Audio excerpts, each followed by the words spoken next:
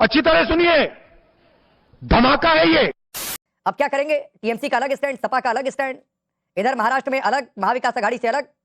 तो ये तो राहुल गांधी के नाम पर ही गठबंधन टूट गया। आगे कैसे लड़ेंगे? राकेश जी, इस गठबंधन की रचना एक सामाजिक न्याय की कल्पना पर आधारित है। कुछ भी जितने भी गठबंधन के हमारे साथी हैं, कार्यकर्ता हैं, वे सब उस सामाजिक न्याय की कल्पना करते हैं जिसके आधार पर भारत को आजादी दी गई थी, संविधान की रचना की गई थी। मस्त जोक मारा रे, ये हंस रहे हलकट हंस। मतभेद अवश्य हो सकते हैं, लेकिन मनभेद कतई नहीं। वर्तमान परिस्थितियों में कई ऐसे नेता हैं जिनका ये मानना है कि वे एक आगे बढ़कर इस गठबंधन को और आगे लेकर जा सकते हैं। कैसे कैसे लोग रहते हैं यार यहाँ। और ऐसा इनकी कल्पना करना भी है, अच्छा है। मैं तो इसे स्वस्थ मानता हूं, क्योंकि इसी से जो है अभी सारे कार्यकर्ताओं में एक मनोबल बना रहता है। नमस्कार दोस्तों, आप देख रहे दुनिया भर की राजनीति। आशा करता हूं कि आप अच्छे होंगे।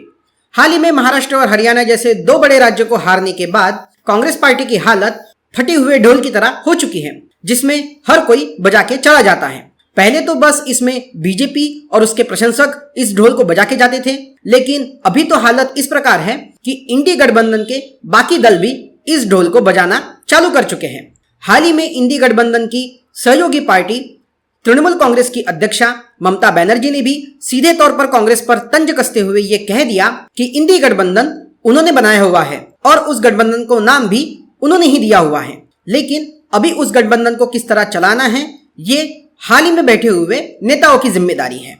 इस तरह उन्होंने अपने आप को इंडी गठबंधन से थोड़ा साइडलाइन कर दिया। इतना ही नहीं तो उन्होंने अभी के मौजूदा नेतृत्व पर भी टीका टिप्पणी की और कांग्रेस को सीधा सीधा लक्ष्य बना दिया। संबल के मुद्दे पर भी इंडी अलायंस की दूसरी सबसे बड़ी पार्टी माने जाने वाली समाजवादी पार्टी ने भी कांग्रेस के ऊपर काफी सवाल उठा दिए। संबल के मुद्दे को संसद में उठाने की बजाय जिस तरह राहुल गांधी जी ने उस मुद्दे को संभाला, उसके भी ऊपर समाजवादी पार्टी का रुख काफी नाराज दिखा और सपा नेताओं ने कांग्रेस और राहुल गांधी की काफी आलोचना की और ये साफ तौर पर कह दिया कि राहुल गांधी जी को इस तरीके के मुद्दे संसद में उठाने चाहिए, ना कि रास्ता जाम करना चाहिए। और उसी तरह के बदले बदले सुर हमें आज की डिबेट में भी देखने को मिलने वाले हैं, जहां पर खुद समाजवादी पार्टी के प्रवक्ता ने कांग्रेस के प्रवक्ता की ना कि बल्कि हेकड़ी निकाल दी, बल्कि कांग्रेस के प्रवक्ता को बेइज्जत कर आईना भी दिखा दिया। तो दोस्तों चलो अब हम उसी क्लिप की तरफ आगे बढ़ते हैं, लेकिन उससे पहले अगर आप हमारे चैनल पर नए हैं तो मैं आपसे अनुरोध करूंगा कि कृपया करके चैनल को सब्सक्राइब करिए और बेल आइकन का बटन जरूर दबाइए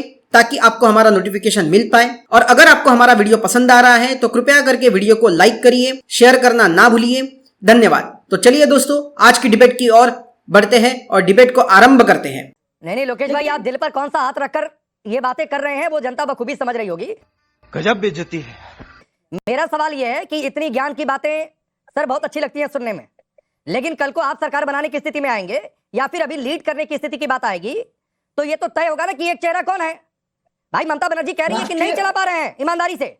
वो कह रही है कि मैं अब मुझे मौका मिला तो मैं चला सकती हूँ। वो ये मान रही है कि गठबंधन जैसे चलना चाहिए तो नहीं चल रहा है। बेटा तुमसे ना हो पाएगा।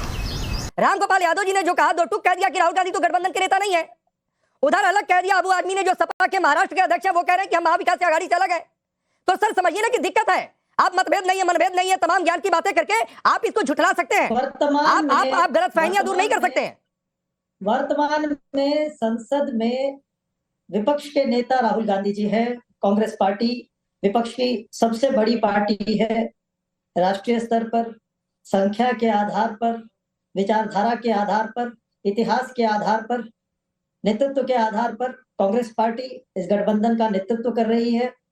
वैसे तो नेतृत्व हर व्यक्ति कर रहा है, हर नेता कर रहा है, हर पक्ष कर रहा है। अरे कहना क्या चाहते हो? लेकिन राकेश जी, जिस तरह से आप लोग इन छोटे मोटे मैं कहूंगा कि जो एक छोटी मोटी जो चर्चाएं हैं, इनको ये छोटी मोटी चर्चा है। निष्कर्ष पर मैंने आपके सबसे बड़े नेता को, जिसे आपकी पार्टी का हर कार्यकर्ता पीएम बनाना चाहता है और चाहना भी चाहिए, आप एलओपी की बात कर रहे हो। सबसे बड़ी पार्टी बन गई और कहां पर क्या स्थिति आई, उसमें सपा का बहुत बड़ा योगदान है। तो सर आप इस बात को झुठला नहीं सकते हैं। तो आप पीएम बनाना चाहिए, ठीक है, लेकिन पूरी पार्टियां उनको एक नेता क्या स्वीकार करती हैं, ये भी तो जरूरी है ना। राकेश जी, वो बिल्कुल स्पष्ट है। आप अलायंस के भीतर क्या होता है ये आपको मालूमात नहीं है। आप केवल बाहर से सुनी सुनाई बातों पर एक तो सुनी सुनाई बात मेरे घर आकर किसी ने क्या दी?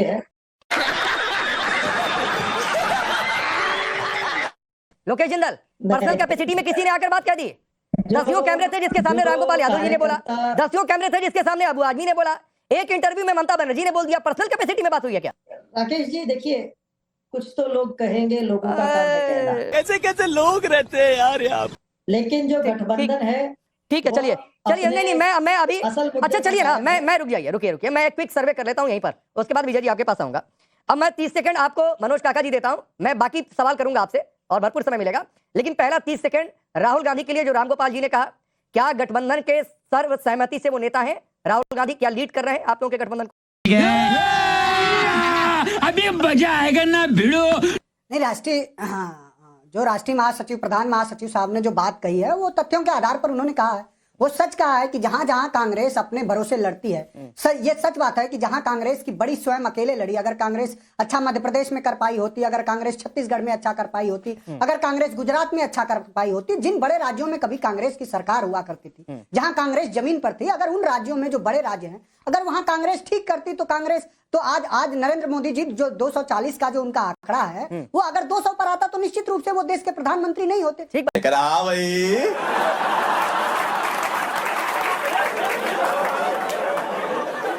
कैसी लगी आगे स्वाद? ठीक बात। और जो सबसे ज्यादा जो उसको कम करने का अगर किसी राजनीतिक दल ने काम किया, अगर किसी राज्य में जहां भारतीय जनता पार्टी की प्रचंड बहुमत की सरकार हो और वहां अगर उसकी सबसे कम सीटें कहीं आई तो निश्चित रूप से माननीय अखिलेश यादव के पीडीए की अवधारणा के साथ वही उत्तर प्रदेश में हुआ, जहां कांग्रेस पहले 1 सीट पर थी, अब आज 6 सीट पर है। खत्म, बाय बाय, टाटा, गुड बाय, गया। तो सवाल जो तथ्य हैं वो तो कभी तथ्य के सामने तो कोई भी आंकड़ा या कोई भी मुहावरा उसको झुठला नहीं पाएगा। ये सच है कि भारतीय जनता पार्टी की पूरे देश में सभी राज्यों में सबसे कम सीटें कहां हुई? चूंकि उत्तर प्रदेश में हुई, चूंकि उत्तर प्रदेश की जनता ने यह देखा कि बीपी मंडल का जो उद्देश्य था, जो बाबा साहब का उद्देश्य था सामाजिक न्याय का, जो श्रद्धेय नेताजी का था, जो सभी का था, उसको मूर्त रूप अगर व्यवहार में कोई रूप दे रहा है। अच्छा, हमको सिखा दिया। वंचित तबके के लोगों को भी राजनीतिक और आर्थिक नहीं बिल्कुल ठीक बात कही है काका जी। मैंने आपको 30 सेकंड दिया था सर, दोबारा लौट कर आता हूं, थोड़ा सा समय दीजिए, दोबारा लौट कर आता हूं। अब लोकेश भाई आईना दिखा दिया, बात सच है। आपका भी यूपी में रिवाइवल हुआ तो सपा की वजह से हुआ, और अगर सपा ने बीजेपी को नहीं पछाड़ा होता यूपी में तो ये मेजॉरिटी पर होते अकेले। ये बात आप स्वीकार ही नहीं करना चाहते हैं। राकेश जी, संख्या के आंकड़े बदलते रहेंगे, फिर वही बात है, ये स्थिर नहीं रहते। आज कोई पार्टी जो सत्ता में है वो आने वाले समय में उनके आंकड़े गिरते हैं और बढ़ते हैं, यही राजनीति है। लेकिन राजनीति में एक वो चीज जो स्थिर रहती है वो होती है विचारधारा। और मेरे समाजवादी पार्टी के जो भाई हैं मनोज काका, ये भी सहमत होंगे कि विचारधारा हमारी। अरे लोकेश भाई, विचारधारा से सरकारें नहीं बना करती, सरकारें नंबर से बना करती हैं, और कोई पार्टी कितनी बड़ी है ये नंबर के आधार पर तय होता है।